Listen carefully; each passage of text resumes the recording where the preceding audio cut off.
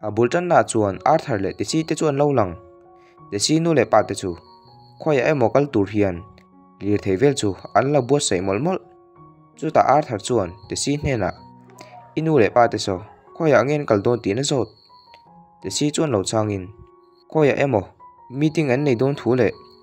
achan tak chu a hriat lo thu in lo chang an pania an kaldon awang chuan apoi modon ti chu hriat reng tisi bok chuan burger lian tak pakhathi Arthur chu pethut chu burger chu mei che pakatina asiam sakani thu chu soin atui ti vak lo pon tui ti mel taka ei turin han shilpa Arthur chuan han ei tui ti ve deuh tak tak ni turani asiam tu chu asilo viawang mo alo tipa nakin dewa training na lam chu alo lang chu ta te si le Arthur te chu insul fiam pa chung hian an lo thleng ve chia chu ti Arthuran athil ei siam tu chu alo faklom ma wangin te si chu alom lo hle achan chu jing tinan ei tur hi ti si na asiam thina wang le atui ti thu emo lom thu po asoi ve ngai lo wang ani chu tia mel shet loina asiam sak vela lom thu lo soi wak wang chuan alung oi lo hle apu chuan lo muin in fiam mai to lo tur le an training na chu tran vet to tur chuan han silpa chemlem chu apu chuan pe in Arthur le te si te chu an training le ngal mol mol te si hi chu a zong zong in training ve lawa a pe chang le a thiama ngai ve chang chawin a training ve thina ni rei ve deuh tak an train hu chuan an chaw dun hle te si pe chu alo mu top apu verian chuan thil soin match chak chak ni theina na thil ti tur le an lama chon tur sang sang te chu alo soi ani a soi da na chuan match chak tak ni thei turin amma sabera mana kor ti nu na nga ya chumi kan ti nun thei nuwa heng element pali fire water wind le arte a hian master ra an nei don ani heng element te chu thlan thei an ni lawa an thla tu te zirin heng element te hi an nei don ani ma se azira thiam thei pon ni thaw ti bok elf te chuan wind water le art element a te hian an special bika he tiang lama hian theina an nei tam chu tiang bokin mishing te chuan fire le art element a te hian an special big thu soin mishing te chu elf ang lo takin element pali chu an nei the vek thu te ma se chu tiang element pali nei vek tu chuan mi big an ni angai thu te chu a soi bok variant bok chuan minol puya elf emo mishing a hian element pakhat chaw an nei thu te chu a soi tel bok Arthur chuan thilangai tu chuak zok chu element pakhat ai tama nei thei ti variant na soi nuin anu chu ngai tu chuak asan chu anu po hi water element le midang khil theina magic rare ta ka nei wang ani chu tiang te ani awang chuan Arthur po hi element pakhat ai tam nei thei tur din huna ading vereng ti na ni chu ta te si chuan apu thil soi lai chu lo po chatin ani kai chu physical strength lam min zir tira Arthur chu tingi zir tir ve ngai lo match lam clear is tira ti in variant chu zot variant chuan lo changin Arthur chuan zir ve lo na chan chu chak lo na anei wangi ne lo chang Arthur chuan makalo ti hle variant chuan soi chun zomin a chan chu i mana ko ra khan mana bis tak tak oma chu mana bis chuan i tak salam le mana ko te chu a chak em awang chuan balance takina om tir thelo ani chu wanga a mana ko chu natlat ni na soi bok Arthur chuan Sylvia chu sha chuak zok mana bis chu ama Sylvia na lo zir tir wang ani desi po hi alo training ve na chan chu ama na ko chu kumkomi ni lain alo nun to wang ani po hi mi special tak an niang ti soi theilo a chan chu mi pa ngai le minol pu hi kumsom matanga so pa in kara an mana chu alo nung china chu ti lain desi ro hi chu kumkomi le kan ni lain alo nun to wang ni variant chu lo tongin Arthur hena chuan Arthur i mana ko na kha ti dami du em en kol dan pakhat chu ka share sin i chau lutuk lo chuan ka ti sak don che mi lo ti Arthur chuan a chau lutuk lo thu le adam theina ni pho chuan engpo ti a hum thu chu soi pa a chan chu anat rei to em awang le anat vek vek chuan anat the em wang ani variant bok chuan i mana kor kha ka magic mang hian ka hliau do na ama a in i mana kor vel chu asa dewang chu bak chu na tur om don lo ania alo ti le te si chu lo tong ve la in a tha tak tak ang mo anat pha mai ange ngei to deuh chuan lo ti le apu verian chuan ngei to mani lo thu le athil ti tura hian a ti dam ngei don ti a soi thei lo thu te chu wang chuan a taksa le amana bi sa om mek te chu a khoi che thei lo thuina lo chang let a om zia chu a ti dam thei lo chuan a khoi che don chuang lo ti na ni chu verian chuan an khoi sakta ma che Arthur chuan na lo ti tlat mai eng takara chuan a om atangin dragon thla te chu a lo lang pa amit bulvela te chuan chin chiana ni om deuh te chu a lo lang pa zuk bok chuang thil thleng te chu verian chuan mak a lo ti hle te si chuan ngei tu zet hian a lo kal nei ngal a that lo te chu a zot pa bok ma se Arthur chu a kor chat vek chung hian a lo mo top lai lam chu ni in Arthur chu khuma chuan a lo mu reng to Arthur a lo har chuan apu verian po abula chuan a lo thu ve reng a that lo te chu a lo zot ngal Arthur chuan a that thuina lo chang let verian bok chuan thil zo du che ka nei ni chu i mani bis kha tu zir tir chenge ni i nei thei dan min lo shil the ngem lo ti Arthur chuan lo changin amana bis a nei the na chan chu Sylvia ni thu le ani chu dragon ani thuin lo shilpa dragon ani ti verian an han she chuan makati in a o iwak lo hle ma se Arthur thil soi ni awang chuan a ring ve ta tho verian chuan dragon manabis ani ti chu tu ma shil lo tu le midang bula chuan soipo soi lo turin a shilpa ngal chu tia lo ngei to thin em awang chuan Arthur po lom hle tu ma shil lo tu thuina lo chang let chu ta verian chuan til poi mo deuh shil tur che ka nei a ngun deuh in ilonga thladon nia portal kha kumni nuwa in hong tur chawani a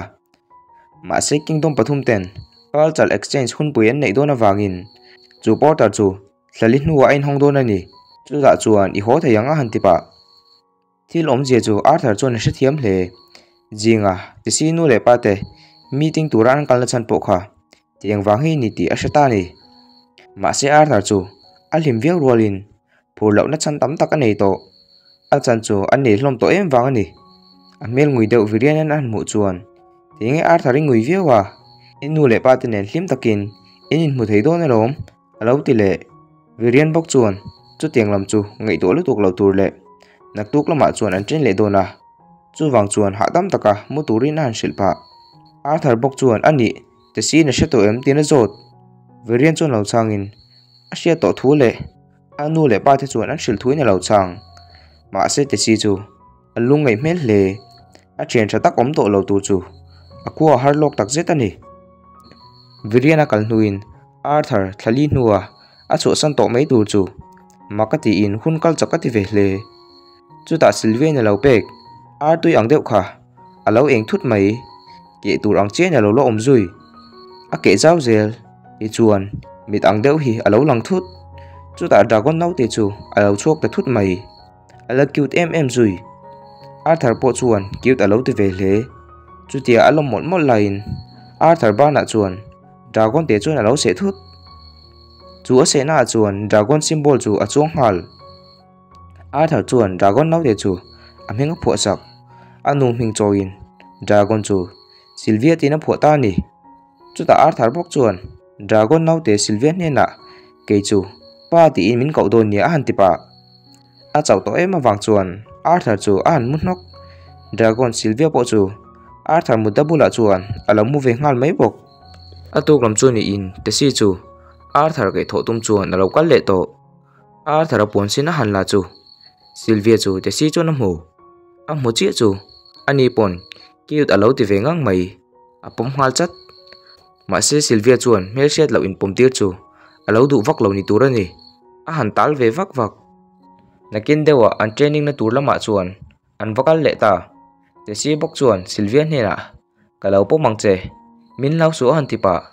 ma se Sylvia chuan alanel thei chuang lo nakin dewa virianan alo hana china chuan an vatleng ta te si chuan pu hena Arthuran dragon no te nei thu chu alo shil chu ta variant po alo phudeu zok dragon no te tak tak ni em engtin ngei nei thei awa mak em ve heart attack ka nei me don lom le alo ti nga zung zung Varian bok chuan tianga alo react vaka wang khan ngei damadi le ngal vat dragon chu an van em awang chuan an hlu em a thatakin encall tur chuan an shilpa chi chuan training na chu an tan don ta Varian bok chuan a training tura chuan amana core le amana beast te chu balance thei turin a zir tir don ani a chan chu amana beast Sylvian a zir tir wang khan Arthur chu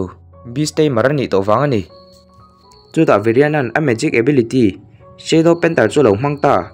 a han mang che chu sound le wind element a te chuan a chak pha hle movement te chu speed up sang mai ni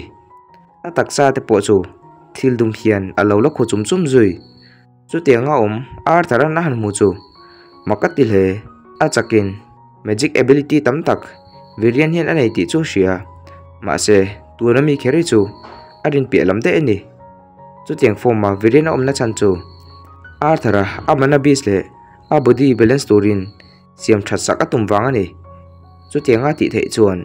beast te mar thatak po ani thei nge yang training te chu an nei le ngal mol mol hun rei lo de chi Arthur chu Alien Kingdom a to dona wangin a beast will thataka balance thei turin thei to pa cho ve bo tu kha chu Arthur le te si te chu bazar vela chon an chuak le chu ta Arthur chu mi pakhat nen hian anin nek le thut chu pa chu tu dang ni lowin a ma mi favorite bok khani ma se Arthur chon lo sha to lo tu ngei ni tin zot favorite chon lo changin thinrim che thian chu tiang chu mi zo po angai mi min se ve ngal mai na nge a ma po khan kan in sol to kha ma se khata kha chuan kan he lo che chu wang chuan tu na hian kan ti thale ang ka chau to che han ti pa a soi zo che ti a ama favorite bok chu a thal le ngal der mai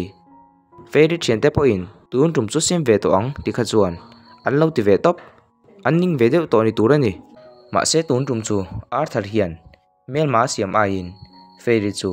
thiana siama du jok an che bai ngal favorite po in she ve deuh ma se alo che ve let ve bok favorite chen te chu lo tong ve in thian ni to awang chuan an lo lom ve hle a chan chu mihring a huat na hi a zia ve deuh an rin wang ani chu ta an mai che ber pakhat chuan favorite nen hian thian in ni chuan kan kau thin dan fe ti in I kau ve don ni alo ti a se favorite chuan chu tia kau chu alo du vak lo ni turani a thian nun hena chuan chu tiang khleng a soi lo tur le chu tiang kau chu a du lo thu soi tel bok Arthur chuan zo na zo tin favorite hena chuan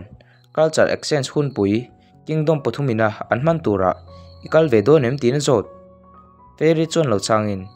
akal ve tur thuine lo chang let Arthur bok chuan te si chu zot ve le in ani nang te si chu mi huna chuan ikal ve do nem tin zot te si chuan ala shet lo thuine lo chang chu ta favorite bok chuan kan princess chu akal ka ring lo a chan chu nang ho to don bok si a alung a leng don tuk ba ka te si chu ke ni ang loin a nem ve shim shima lo ti le sham chu tia ti chu te si chuan a lo du lo kher mai nem min ti mo ti pa in te si chuan favorite bok chu a nek leng le lop a tong thei za ra zo ni to mayang chu ti chuan te si chu Arthur chuan atlan pui ngal dei mun pakhata chuan vocal Arthur chuan te si hne na tiang khan ti tur ini lo sin ba ka nang chu Alien Kingdom ma princess tur ini a ini na ro pui je hi sereng ro chu ini na chu imo phuna ni tel bok a han ti pa te si chuan lo chang ve le in culture exchange a akal du lo na chan chu mi huna chuan Arthur chu a ho to don si a ngai don em wang ni na soi zan lam chu ni in te si chu aruma hian ama chuan lo tap ker ker Arthur to lo tur chu ngai to wang ani Arthur a to lo chuan a ma ang thawin chian tia soi tur anei to don lo wang le amal le to don em wang ani chu ta Arthur chu te si ru ma chuan lo ru thut zana len chu pui lo som ani a tuklama khun pui an nei don wang le Arthur chu a ho to don wangin te si po in rem alo ti ve le ngal di chuan an leng chuak ta mun pakhata chuan thuin an nau pan lai hun te chu an soi dun ma se te si chu amuta chu to em awangin alo mutlu pa le shi amutlu zuk zuk Arthur an mu chuan I muta chu ka mi ti na zot hun rei lo te bak an dun thei to don lo awangin te si po chuan mu thu chung in amu ta chu lo thui ne lo chang ve le fan atuk lam chu ni le to in Arthur po ho tur chuan in pe to hle verian chuan compass hi lo pe an lal chung ko in la an man thin compass ani thu chu soin thu abau to lo sham a be sei thu te chu fiam thu chuan a soi pa bok verian bokin zana in chu ru kha kasiania o han ti pa sham ama verian po chu anui ve lai suk ti chuan portal chu in hong ta Arthur chuan te sia lo kalmi lo wang chuan mak alo ti hle alu don che tia te si chu alo thleng ve che Arthur chuan muin te si lampan chuan avatlan phei ngal te si chu ami tuye parol tum to Arthur ne na chuan i kal dei to don kha min she ve reng ang che jing te kha ke thonga in vom lo la thatakin om zel don nia ti lo cha ve Arthur po eng sum thei tangang lo te si chu akwa ve top te si ka ngai don na tuk che nang pon min she ve reng ang che han ti pa in thal hel veu shi ma se portal chu in hon to awang le an kal khom to awang in Arthur po chu kal ve ta